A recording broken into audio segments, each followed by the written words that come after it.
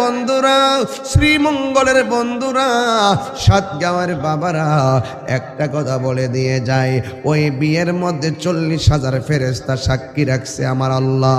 এরপরে যেই গাছের মধ্যে মানুষের হায়াত লেখা আছে, ওই গাছরে আমার আল্লাহ কয়ে তুবা, তোর তুবার পাতায় পাতায় হায়াত লেখা আছে, তোর পাতার মধ্যে একটা মণিমুক্তার ইয়াকুত পাথরের একটা জলকানি দে। এমন ভাবে জলকানি দিল, জলকানি দেওয়ার পরে ইয়াকুত আর মণিমুক্তা গুলা নিচে পড়েছে, দামি দামি পাথর, এই পাথরগুলো নিচে পড়েছে অনেক দামি। এরপরে জান্নাতের ডাগর ডাগর চোখ বিশিষ্ট হুররা ওইগুলো একটা বর্তনের মধ্যে তুলছে। তোলার পরে সকল ফেরেশতারা মা ফাতেমার আলীর বিয়ার মধ্যে আসমানে বকশিশ দিয়েছে। আমার দেশের মধ্যে কয় সালামি আছে না নাই? বিয়ের মধ্যে সালামি দেয় ফেরেশতারা আসমানের ভিতরে। মা ফাতেমা আর মৌলা আলীর বিয়ের উপঢৌকন হিসাবে তারা বকশিশ দিতেছে। তারা ওই সময় দিয়েছে, দুনিয়া সৃষ্টির পরেও দিয়েছে, দুনিয়া 1400 বছর চলে গেছে এরপরেও দিয়েছে। আমার নবী দুনিয়া থেকে শরীয়তের পর্দার আড়াল হওয়ার পরও দিতেছে, এবং কিতাবের মধ্যে এসেছে কিয়ামত পর্যন্ত ফেরেশতারা মা ফাতেমার আলীর বিয়ের উপঢৌকন হিসাবে দামি দামি পাথরগুলো তারা বকশিশ দিতেই থাকবে। তার মানে হলো ফেরেশতাদের মুখের মধ্যে মৌলা আলীর নাম আছে না নাই? এই আওয়াজে মানি না, জোরে বলো আছে না নাই? ও যুবক যুবক, এই জন্যই তো আমার আল্লাহ রাব্বুল আলামিন কোরআনে বন্দরে দিয়ে বলাইছেন, কুল্লা আসআলুকুম আলাইহি আজরান ইল্লাল মাওয়াদ্দাতা ফিল কুরবা। আল্লাহ বলে, হে বন্ধু আপনি বলে দিন, আমার নবী বলেন লা আসআলুকুম, আমি তোমাদের কাছে কিছুই চাই না। আমি জিহাদের ময়দানে আমার শরীর থেকে রক্ত ঝরাইছে, এই রক্তের বদলা হিসাবে আমি কিছুই চাই না। জিহাদের ময়দানে আমার দন্ত ভেঙেছে, এর বিনিময়ে আমি কিচ্ছু চাই না গো। আমারে আমার নিজের মায়ের দেশ থেকে তাড়াইয়া দিছে, এর বদলা হিসাবে আমি কিছুই চাই না। দিন কায়েম করতে যাইয়া কত পাথরের আঘাত খাইলাম, এর বদলা আমি তোমাদের কাছে কিচ্ছু চাই না। নবী ডাক দিয়ে কয়, হ্যাঁ একটা চাই, ইল্লাল মাওয়াদ্দাতা ফিল কুরবা, আমি চাই শুধুমাত্র আমার আহলে বায়তের মহব্বত। এদেরকে ভালোবাসলেই আমি নবীর কষ্ট সব ভুলে যাই, এদেরকে কষ্ট দিলে আমার কষ্ট বেড়ে যায়।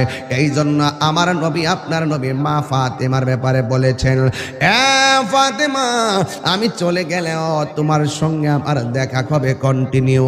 এ যুবক, মাওলা আলীর ব্যাপারে আমার নবী বলেছেন, আমি হইলাম আনা মদিনাতুল ইলমে ওয়া আলিউন বাবুহা, আমি নবী হইলাম এলেমের শহর, আমার আলী হইল সেই শহরের দরজা। মাওলা আলীর ব্যাপারে আমার নবী আরেকটা হাদিসে বলেন, মান সাব্বালিয়ান ফাকাদ সাব্বানি, যে আমার আলীকে কষ্ট দিবে সে যেন আমি নবীরে কষ্ট দিল। আরেক জায়গায় আমার নবী বলেছেন, মান আযা আলিয়ান ফাকাদ আযানি, যে আমার আলীকে কষ্ট দিবে সে যেন আমি নবীরে কষ্ট দিল। আরেক জায়গায় আমার নবী বলছে, এ আলী আলী, ও আলী, তোমার মর্যাদা আমি নবীর কাছে কেমন জানোনি? মুসা নবীর কাছে তার ভাই হারুনের মর্যাদা যেমন, তুমি আলী আমি নবীর কাছে মর্যাদা তেমন। এই জন্য আমার নবী বলেছেন, মান আহাব্বা আলিয়ান ফাকাদ আহাব্বানি ওয়ামান আহাব্বানি ফাকাদ আহাব্বাল্লাহ। আমার নবী বলেন, যারা আমার আলীকে ভালোবাসবে সে যেন আমি নবীরে ভালোবাসলো, আমি নবীরে যে ভালোবাসলো সে যেন আমার আল্লাহকে ভালোবাসলো। এই হাদিসের দ্বিতীয় পর্বে আমার নবী বলেন, মান আবগাদা আলিয়ান ফাকাদ আবগাদানি ওয়ামান আবগাদানি ফাকাদ আবগাদাল্লাহ, যে আমার আলীকে কষ্ট দিবে সে যেন আমি নবীরে কষ্ট দিল, যে আমি নবীরে কষ্ট দিল সে যেন আমার আল্লাহরে কষ্ট দিল। বন্ধুরে, ও বন্ধু, বন্ধু আমার আলী কেমন জিনিস জানুনি, যে আলী নামাজের মধ্যে দাঁড়ায় গেলে তার খুশু খুজু এমন হয়ে যেত, তার তন মন এমন হয়ে যেত, যার একাগ্রতা এমন হয়ে যেত দুনিয়ার কোনো আওয়াজ তার কান দিয়া ঢুকতো না, একমাত্র আল্লাহর সঙ্গে যেন দেখতেছে আর যেন আল্লাহর সঙ্গে কথা বলতেছে। তাই তো ইতিহাসের কিতাবে প্রমাণ হয়ে গেল, নবী আমার ওই মৌলা আলীর পায়ের মধ্যে একটা তীর বেঁধে গেছে, এই তীরটা 12 জন সাহাবী মিল্লা খুলতে পারে না, সবাই মিল্লা টান দেয়। আলী ডাক দিয়া কয়, না না আমার তীর তোরা ধরিস না, তীরটা যখন টান দেয় আমার কলিজাটা যেন ভাঙ্গা যায়, তোমরা আমার তীরের মধ্যে টাচ কইরো না।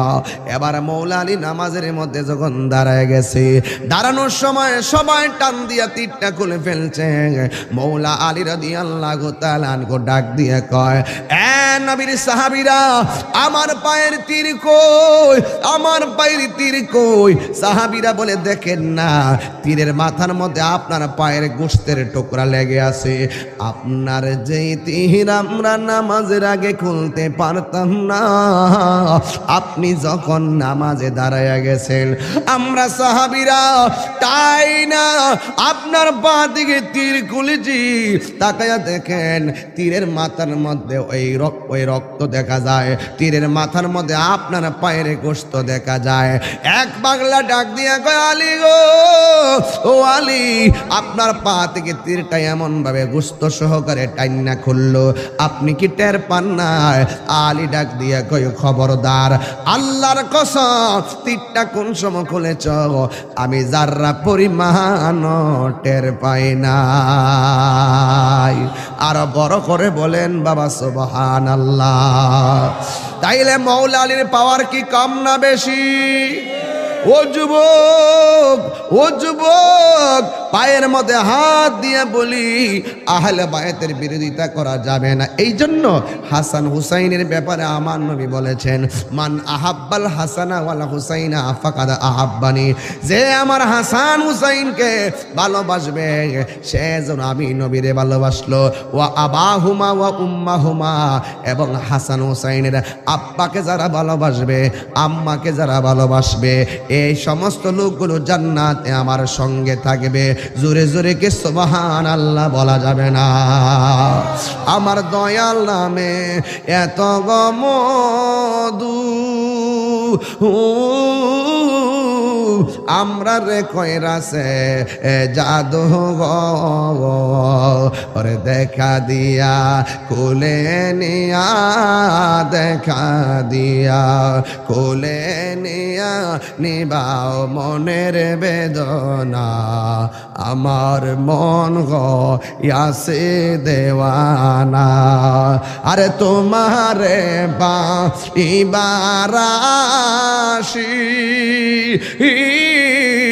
ঘুরতেছি কাঙ্গালের বেশে গো, ওরে দেশ বিদেশে ঘুরি আমি, দেশ বিদেশে ঘুরি আমি, পাইতে তোমার ঠিকানা, আমার মন গয়াছে দেওয়ানা।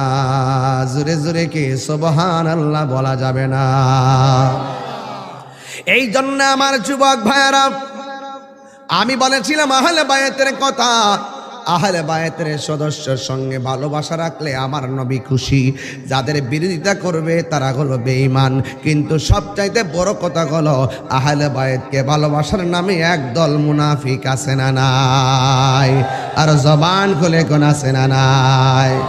এখন বলবেন হুজুর এই মুনাফিকরা কে? ও যুবক, কারবালার ঘটনা কি ভুলে গেছো? কারবালার ঘটনাটা কোনো ইহুদিরা ঘটাই নাই, কারবালার ঘটনাটা কোনো খ্রিস্টানরা ঘটাই নাই, কারবালার ঘটনাটা কোনো হিন্দুরা ঘটাই নাই। কারবালার ঘটনা ঘটাইছে তোমার মতন মাথায় টুপিওয়ালা, আমার মতন মুখে দাড়িওয়ালা, আমার মতন মাথার মধ্যে পাগড়িওয়ালা। এই টুপিওয়ালা, পাগড়িওয়ালা, দাড়িওয়ালা ফুরাতের পানি দিয়া উজু কইরা ফুরাতের প্রান্ত ভিতরে নামাজ পড়া নবীর আউলাদ ছোট্ট বাচ্চা আলী আসগরের জন্য যখন পানির জন্য বলছে, ওরা পানি দেয় নাই, বরং তীর মাইরা আলী আসগরকে শেষ কইরা দিছে। ও যুবক, এরা কেমন নির্মম!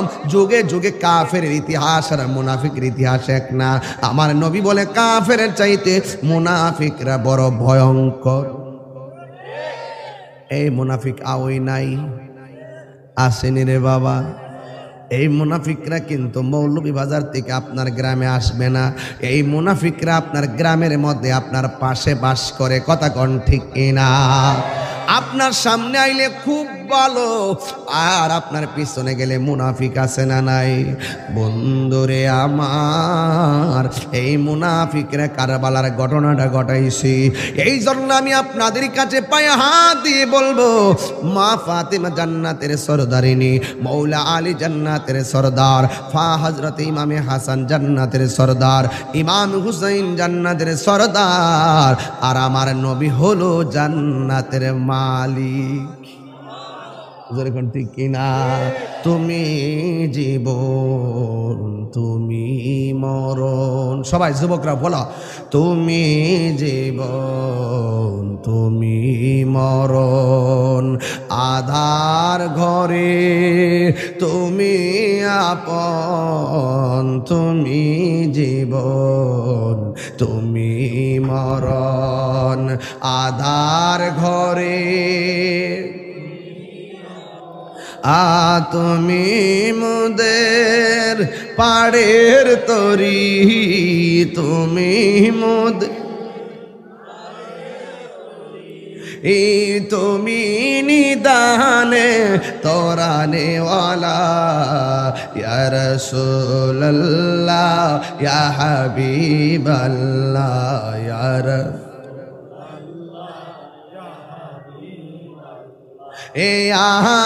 রাসূলুল্লাহ, তুমি মোদের আশার আলো, তাই তো তোমায় বাসি ভালো, তুমি মোদের আশার আলো, তাই তো তোমায় আর হৃদয় নামের ফুলদানিতে, হৃদয় এ গেতে রেখেছি প্রেমের মালা, ইয়া রাসূলুল্লাহ লা, ইয়া রাসূলুল্লাহ ইয়া হাবিবাল্লাহ, ইয়া রাসূলুল্লাহ, বলো ইয়া রাসূলুল্লাহ।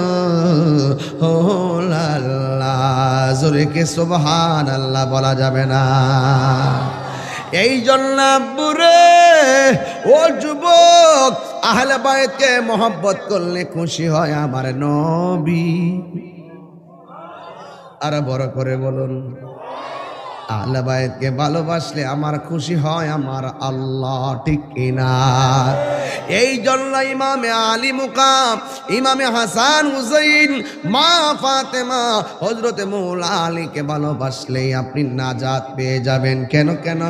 কারণ আমার নবীর নির্দেশ মানলে হয় ইমানদার, না মানলে হয় বেঈমান। আজকে আমরা যখন আহলে বায়তের কথা বলি, একদল মানুষ আছে এজিদের পক্ষে দালালি করে। কথা কোন ঠিক কিনা? আপনার এলাকাতে আসেনি? এজিদের পক্ষে দালালি করে আসেনিও? আপনার এলাকাত না থাকলেও, আপনার এলাকাত না থাকলেও ইউটিউবের মধ্যে কিছু পাইছি। ইউটিউব মৌলবী, কি মৌলবী? এই কোটা কমায়, ইউটিউব মৌলবী, গুগল মুফতি, গুগল মুফতি, ফেসবুক মাস্টার, ফেসবুক মাস্টার। যে পারে হে ও লেখে, যে পারে না হে তো লেখে, যে পারেও না সে জলে। সে কি জলে?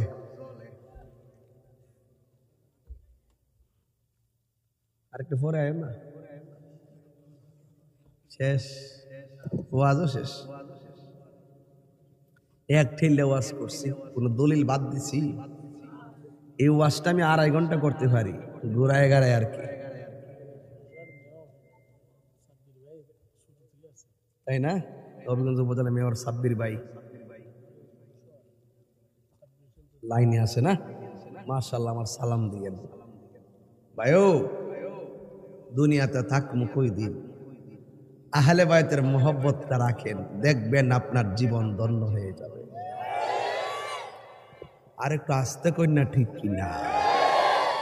খুশি না বেজা? কই জানে গেছিলাম, গুগল মুফতি, ইউটিউব মৌলবি, ইউটিউব আর ফেসবুক মাস্টার। ওই দিন শুনতেছি আমার মতন টুপি টাপি লাগায়া এইভাবে মাইক দিয়ে বলতেছে, এজিদের কোনো দোষ নাই, এজিদের বলে কোনো দোষ নাই। এজিদ খাঁটি মুমিন ছিল, নামাজ কালাম পড়তো। ঘটনা তো এজিদ ঘটাইছে না, ঘটনা ঘটাইছে আরেকজন। এজিদের কি দোষ? আমি ওই মৌলবীরে কইতাম চাই, এজিদের কি দোষ যে কন? এজিদের আমলে এত বড় ঘটনাটা ঘটাইল, এজিদের গোপন অর্ডার ছাড়া ঘটাইছে। আবার ঘটনার পরে আবার এজিদ কিতা কইছে, আহা, যদি আমাদের বদর আর উহুদের ওই যে কাফেররা দেখতা তো যে আমি পূর্ব তাদের প্রতিশোধরা নিছি, তাহলে এরা কতই না খুশি হইতো। এমনকি এজিদ এই ব্যাপারে কোনো ধরনের বিচারও করে নাই। এর দ্বারাই বোঝা যায় এজিদ শুধু দোষী না, এই ঘটনার মূল হোতা এজিদ। যারা এজিদের পক্ষে দালালি করে এদেরকে বলছিলাম ওই দিন, তোমরা যে কো এজিদের কোনো দোষ নাই, এজিদের জন্য এত মায়া কান্না করো, তোমাদের একটা ছেলে হইলে নাম রাখো এজিদ, একটা নাতি হইলে নাম রাখো এজিদ। এজিদের নাম রাখে না, রাখতে শুনছেন আপনারা? আবু লাহাবের নাম রাখতে শুনছেন? আবু জাহেল, কথা কনা, আবু জেহেল, আবু লাহাব, এজিদ, নমরুদ, ফিরাউন। কেন? তাদের ইতিহাস ঘৃণিত ইতিহাস, কথা বলেন ঠিক কিনা? তাদের ইতিহাস নিন্দার ইতিহাস, ঠিক কিনা বলো? আলী শুনছেননি? আলী শুনছেননি? হাসান শুনছেননি? হুসাইন শুনছেননি? এদের ইতিহাস প্রেমের ইতিহাস, ঠিক কিনা বলেন?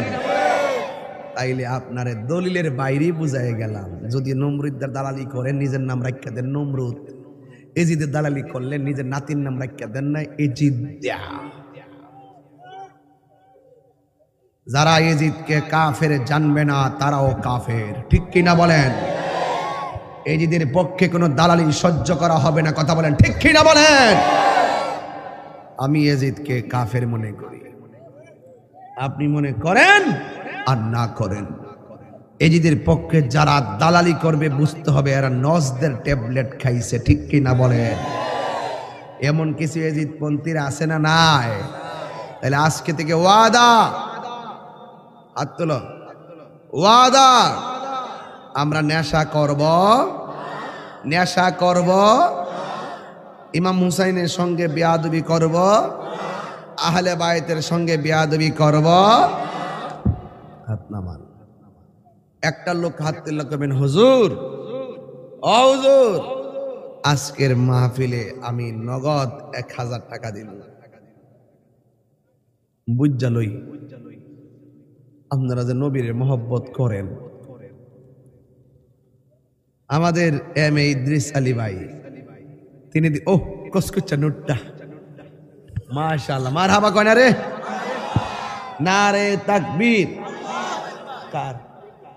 শাহিন, বাইকের মালিক শাহিন মিয়া, তিনিও দিয়েছেন 1000 টাকা, বলেন মারহাবা। আল্লাহ আপনি কবুল করেন, আমিন।